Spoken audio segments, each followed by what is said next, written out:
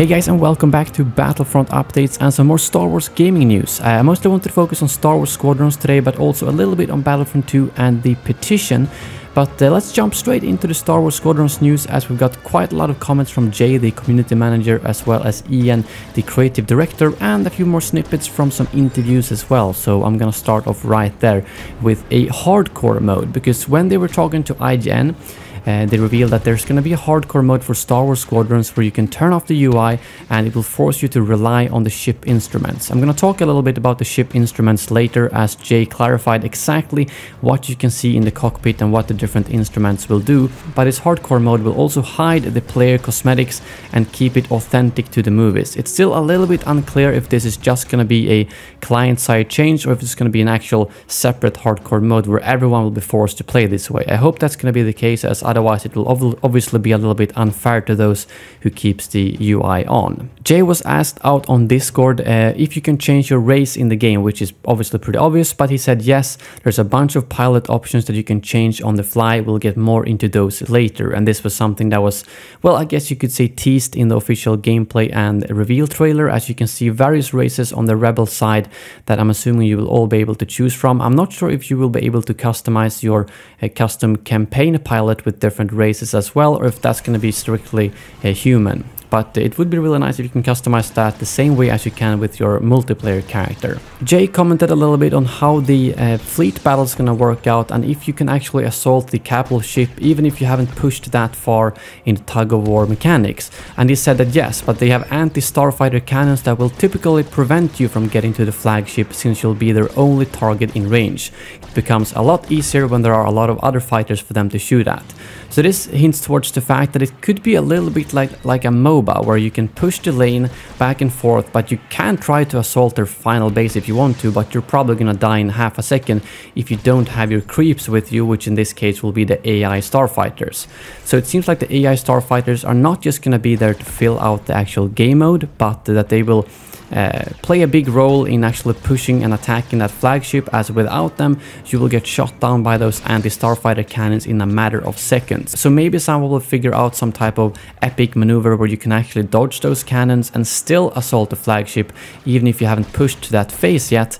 But that's probably not going to be the point of the game mode, but you're probably going to try to stick to your AI ships and to whichever part of the battle that your team is currently at. Jay was also asked if there will be hands-on throttle and stick support for the PlayStation 4, and he said that he will flag that to the team, but only assume PC hands-on throttle and stick support as of right now. So it seems like this is something that's still up in the air, and they haven't confirmed that it's not going to be on the PlayStation 4, but they're probably aiming to just have it on PC for the launch. And they did also confirm that virtual reality and hands-on throttle and stick will work together, so you won't have to play with a mouse and keyboard if you are playing VR.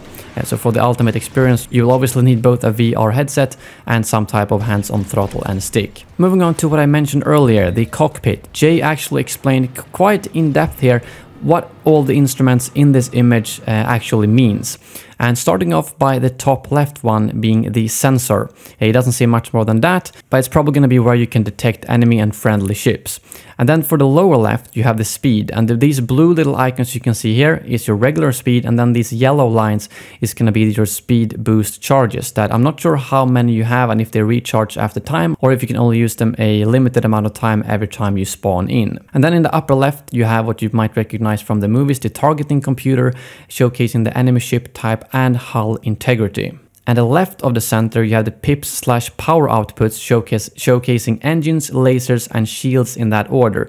And this is something that you can actually change in between depending on how you play. And Ian said that there's going to be an easy version to this where you can simply say, alright, put all your power to the lasers now, or put all your power to the engines. But for the more advanced pilots, you're going to be able to switch these pips individually. So if you want just a little bit more for the shields or a little bit more of the engines, you can do that too. But that's going to be quite hard, and it's not going to be something for the average player, according to Ian. And then the three icons to the right of the pips, it's the ship components/abilities with their ammo. So these are going to look completely different depending on what you have equipped for your different slots. And above these three icons we have the blaster overcharge, which is currently not overcharged since they're not bright red in this picture. And then on the right side we have this big circle showing the green lines for the shield strength to the front and back, 50% for each, and 74 is the total health you have.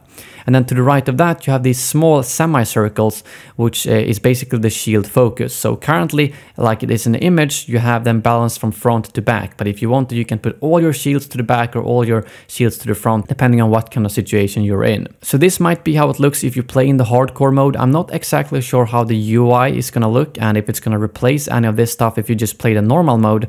But it seems like you can get most information you need just out of this cockpit information. So hopefully you won't actually need too much UI to play these various game modes, but you can just rely on these instruments instead, which is the good thing about this game only being played in first person, as it forces you to use these instruments compared to Battlefront 2 when you can switch between first and third person. And then moving on to a couple of quick comments from Ian, the creative director on Star Wars Squadrons.